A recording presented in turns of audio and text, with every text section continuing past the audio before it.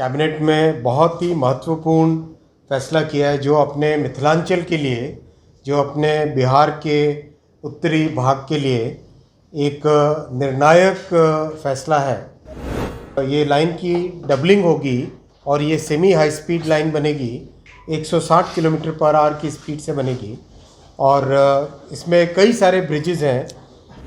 3 तो बहुत बड़े ब्रिज बनेंगे, 99 बनेंगे मेजर ब्रिज और 200 से अधिक बनेंगे माइनर ब्रिज, यानी टोटल 310 से अधिक ब्रिज और पुल इसके अंदर बनेंगे।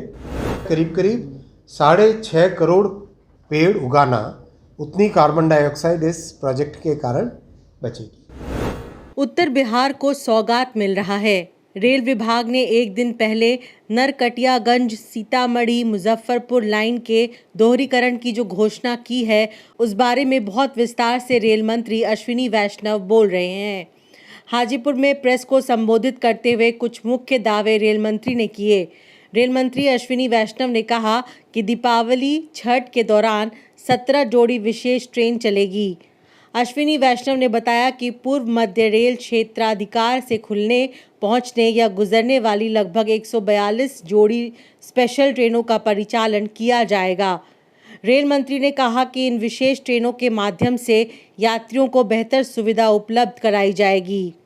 अश्विनी वैष्णव ने बताया कि 256 किलोमीटर के इस प्रोजेक्ट के बनने से 68 लाख मानव कार्य दिवस के बराबर रोजगार पैदा होगा। उन्होंने कहा कि नरकटियागंज से रक्सौल, सीतामढ़ी, दरभंगा और मुजफ्फरपुर तक के इस रास्ते से रेल लाइन का दोहरीकरण होगा। इस रेल लाइन पर 160 किलोमीटर की रफ्तार से गाड़ियां चल सकेंगी। इस यातायात सुविधा से नॉर्थ ईस्ट से बिहार का ये हिस्सा और नेपाल का जुड़ाव हो जाएगा। साथ साथ कोलकाता तथा विशाखापट्टनम और अन्य पोर्ट भी जुड़ पाएंगे। कैबिनेट में बहुत ही महत्वपूर्ण फैसला किया है जो अपने मिथिलांचल के लिए, जो अपने बिहार के उत्तरी भाग के लिए एक निर्णायक फैसला है और इससे अपने चंपारण, पूर्वी चंपारण, पश्चिम। साथियों, इस प्रोजेक्ट के बारे में बताना चाहूँगा एक छोटे से प्रेजेंटेशन के माध्यम से। ये प्रोजेक्ट बहुत ही हमारे लिए, सबके लिए इम्पॉर्टेंट प्रोजेक्ट है। अगर आप इस स्लाइड में देखें, करीब करीब पूरा नॉर्थ बिहार हमारा, जो नरकटियागंज से लेके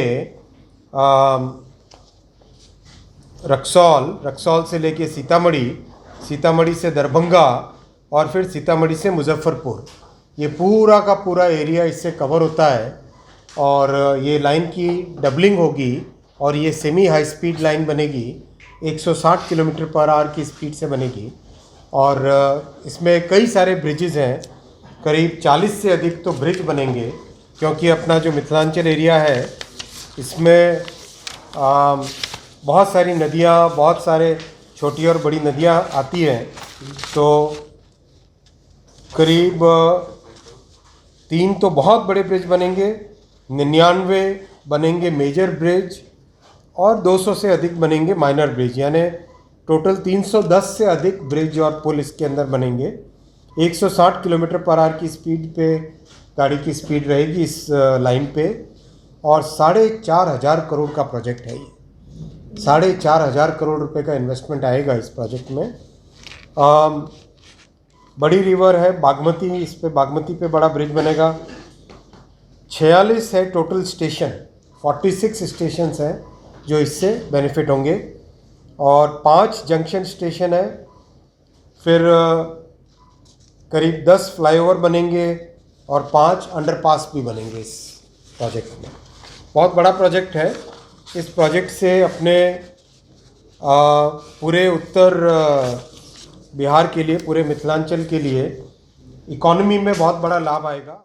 बिहार का समुद्री जहाज के पोर्ट से जुड़ाव और कार्गो टर्मिनल से जुड़ाव तथा इकोनॉमिक जोन के लिए ये रेल मार्ग बहुत सारे रास्ते खोलेगा।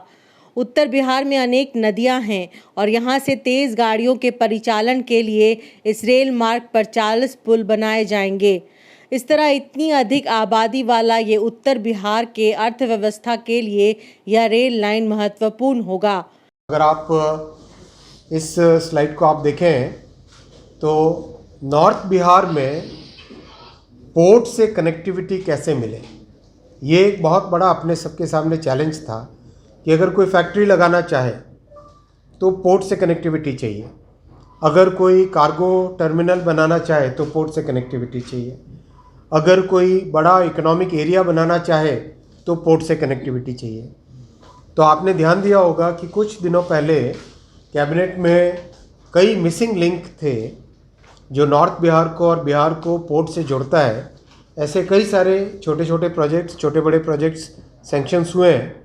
और आज के इस प्रोजेक्ट से आप इस स्लाइड पे अगर देखें तो कोलकाता यानी हल्दिया, फिर धामरा, पारादीप, फिर विशाखापट्टनम, फिर गंगावरम, इन सब पोर्ट्स के साथ नॉर्थ बिहार की कनेक्टिविटी हो जाती है। तो नॉर्थ बिहार के पूरे एरिया के लिए, पूरे अंचल के लिए, मिथिलांचल के लिए बहुत अच्छा इससे लाभ होगा। लोगों को अधिक सुविधाएं मिलेंगी, ज़्यादा गाड़ियां चला सकेंगे और अच्छे समय पे चल सके, खूब अच्छी से अच्छी रेलवे की सुविधा मिल सके, वैसी व्यवस्था इस प्रोजेक्ट से होगी। इस प्रोजेक्ट के बनने के बाद में जो नॉर्थ ईस्ट की जितनी भी ट्रेन्स हैं, वो ट्रेन्स अगर आप इस वाले स्लाइड पे देखें, नॉर्थ ईस्ट की सारी ट्रेन्स, ज़्यादातर ट्रेन्स अब इस कॉरिडोर से जाएगी, यानी ये बहुत बड़ा ट्रांसपोर्ट का कॉरिडोर बन जाएगा।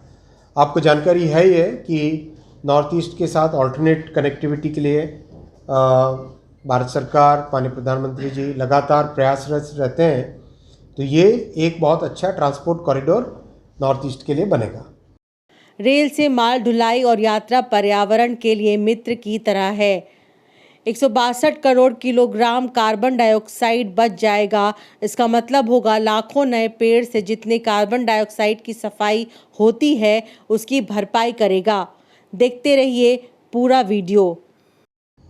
फिर जो हमारी सांस्कृतिक धरोहर है, जो फेमस हमारे सांस्कृतिक केंद्र है, सीतामढ़ी, माँ सीता जी का जन्म स्थान, फिर काठमांडू पास में नेपाल में, नेपाल का जो कैपिटल है वो भी इससे जुड़ता है, मतलब उसकी कनेक्टिविटी एकदम नज़दीक हो जाती है। फिर जनकपुर, लुम्बिनी, कई जो इम्पोर्टेंट हमारे सांस्कृतिक केंद्र हैं वो भी इससे जुड़ते हैं। उधर से भाई डिवीज़न से म्यूट कर दें। और भी इम्पोर्टेंट पॉइंट है कि इस 256 किलोमीटर के प्रोजेक्ट में करीब 87 lakh man days employment generate होगा और 162 करोड़ किलोग्राम कार्बन डाइऑक्साइड बचेगी। 162 करोड़ किलोग्राम कार्बन डाइऑक्साइड बचेगी। अगर उसको हम कितने पेड़ के बराबर है समझे अगर, तो ये लाइन बनाना, इसका मतलब है करीब 6.5 करोड़ पेड़ उगाना, उतनी कार्बन डाइऑक्साइड इस प्रोजेक्ट के कारण बचेगी।